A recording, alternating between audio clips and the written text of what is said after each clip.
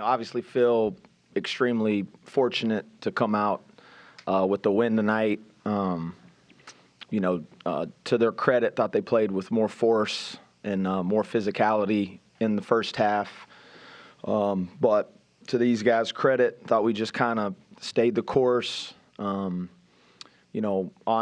got us going and got us back into that game with that stretch of shot making, and then I thought just did a great job the rest of the way of making the simple play. And he's been obviously seeing a lot of attention, putting two on the ball a lot on him, and part of his growth and his maturation through this process is trusting his teammates and just trusting that the game will open up. And I thought he did just a tremendous job of that. And then, DJ obviously made the two monster threes down the stretch and was able to get enough stops and enough rebounds. And, the play of the game, in my opinion, I don't remember exactly when it was, but it was a chaotic stretch. Maybe we were tied or maybe down one or up one. It was like super chaotic. I think maybe we turned it over, they turned it over. They missed an open transition three, and Trace and Eaglestaff had a deep corner three that really hit like the front of the rim and bounced almost to half court, and it looked like it was kind of a jailbreak play where they had like a 4-on-1, and Trayson sprinted back and Amir sprinted back and got a deflection, and then that turned into a layup on the other end for him, and thought that was just a monster play. So feel extremely fortunate to get a road win, and anytime you can win on the road in the Big 12, again, you take it how it comes. So we'll take this one and get ready for the next one. Questions for the group, please? Coach, when you have a guy score 14 in 4 minutes, do you just get out of the way? Yeah, you certainly want to try to just continue to put them in good spots, and again, I think Honor's done a great job. They only took 3 shots in the first half. Credit to them. They made it hard on them, and, he just, again, stayed the course. And then, we've seen that one. We've seen it a time or two this year, and when the first one goes and another one goes, he has the capability, and then made some really great plays where he drove in there and got and ones as well when they really pressed up on him. Ross, can you just talk a little bit about down the stretch your decision to stick with DJ after Harlan got his 4th foul? Yeah, it was just, again, I think that's a testament to our group. And, it's been different lineup combinations, different nights. And, obviously we weren't playing great. And so you're really, as a coach, you're searching for answers within the game.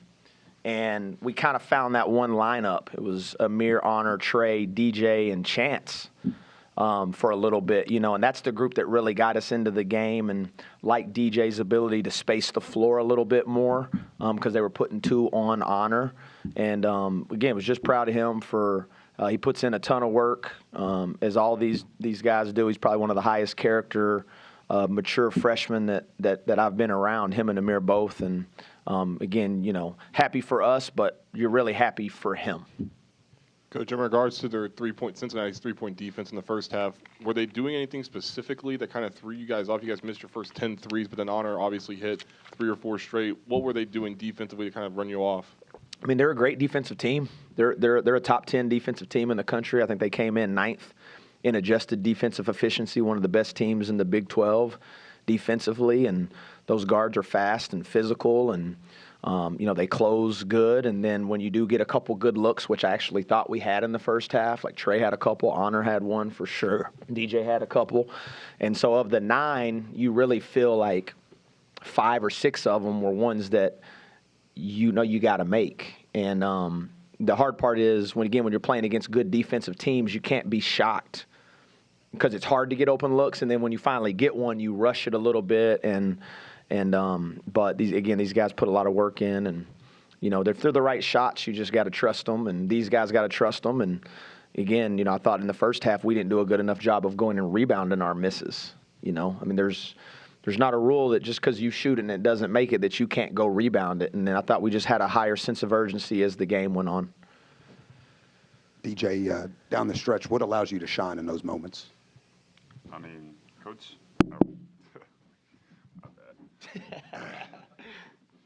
Coach says it all the time in practice. Like I put the work in. Like I gotta be confident and let my work show. So I mean, those moments are just a testament to the work I put in, the confidence that the coaches put into me. So DJ, what does this do for your confidence now? I mean, moving forward, obviously, you, like Coach Hodge said, you hit 2 big threes. What does this do for your confidence now moving forward? I mean, I just gotta keep playing. I mean, there's not much like that I can't let much affect my confidence. Like I gotta save and kill. Can't get too high on the good games. Can't get too low on the bad games. So I gotta just save and kill. Honor, when you're down 14, I think it was 37-23 with about 15 minutes to go, did you sense that once the 3 balls start draining and start going down and you see those balls going through the hoop, the game could change as quickly as it did? For sure. I mean, I think me and Coach talked about it just on our walk over here. I think I did a better job today of just kind of letting the game come to me. I think sometimes this season is in particular, like there's times where I try to force it or like I try to make the one play that I feel like is a 16-point play if I make the 3-pointer, but that's not the case, you know what I'm saying? So to be able to chip away at it and see some go through the basket, it just opens up my game and then the rest of the team, like for allows DJ to get going and Trey to get going. Like I think that's the biggest thing that can do, not just for me. And Coach, I believe you guys also rallied at your place, came back and won. What do you see as similarities or differences between those 2 games? Yeah, I thought the difference in our game at our place was we actually got off to a great start, and we were the one that had a double-digit lead early.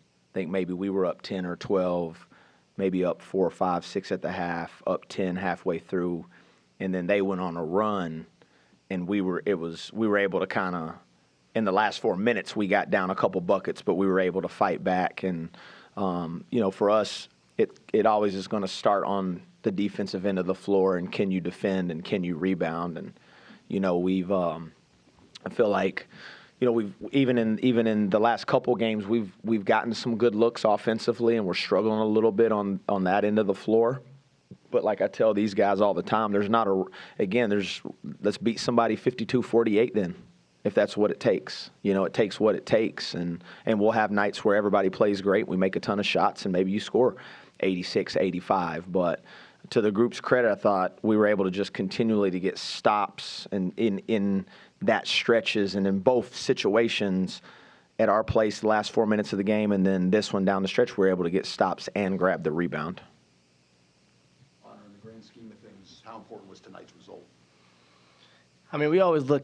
This was the most important game because the coach always said this was our next game. So, in the grand scheme of things, that's what the grand scheme was, winning tonight. And I think being able to do that gives us a little bit of momentum to be able to go back home and take care of business there. So, we don't try to look ahead. We don't try to look at, the outside noise or what can happen if you lose this game or win this game. So we just got to take care of every game that comes on our schedule, and we were able to take care of this one gracefully, and we'll get back to it on, we play Sunday?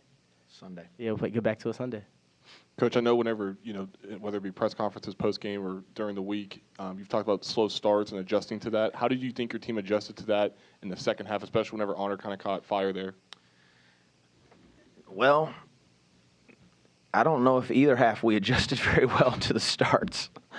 We didn't start very well at neither half. And, again, that's something that we have been evaluating, we have been looking at. I mean, we've almost talked to it ad nauseum now and just got to figure out a better way to get off to better starts, and have a higher sense of urgency. And trust me, like I said in the Baylor game, like there's not anything that happens in our program poorly that doesn't fall on me. So I've got to do a better job of figuring out ways to get us off to better starts. And then the players, which they do, they have to be accountable for when you have opportunities in those segments. You got to make the play too. And that's what I love about this group. No one points fingers. No one places the blame. No one's like, well, it's his fault or it's coach's fault, or everybody's looking at it like, man, we got to be better than that. I thought it was a good response. And it certainly helps when you get some shots to go down, and then you do get a little invigorated, and those were monster shots, and we needed them. And And then talk about the defensive play of Amir and Jasper going up against Jizzle. I mean, obviously he had 10 in the first half, and then he finished with 18. Just talk about the two of them and what they did well to kind of slow him down in the second half.